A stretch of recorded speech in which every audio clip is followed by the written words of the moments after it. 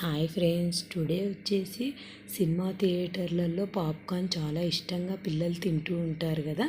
అవే ఇప్పుడు మీకు చూపించబోతున్నాను. ఓన్లీ 3 మినిట్స్లో పాప్కార్న్ ఎలా తయారు చేయాలో. నేను వచ్చేసి 35 రూపీస్ది ఇది పెరి పెరి తీసుకున్నానండి. ఫ్లేవరు చాలా టేస్టీగా ఉందండి.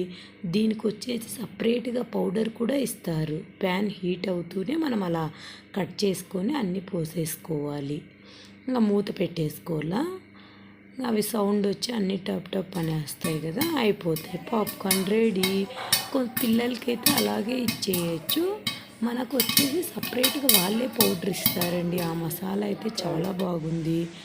మా బాబుకి అయితే నేను సపరేట్గా కొన్ని తీసేసాను. ఇప్పుడు నేను పౌడర్ కూడా యాడ్ చేసేస్తున్నాను తీసేసినాక. అదే 10 రూపీస్ దానికైతే ఇలా పౌడర్ సపరేట్గా ఇవ్వరు. అవి టేస్ట్ కొద్దిగా తక్కువగా ఉంటాయండి. ఇవి చాలా టేస్టీగా ఉన్నాయి. సేమ్ థియేటర్లలో తినేటట్లే ఉన్నాయి.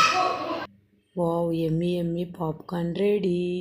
చూడండి, మా బాబుకి ఇలా ఉత్తవి తీసేసాను. స్నాక్స్ రెడీ మా బాబుకి కూడా. Okay, bye friends.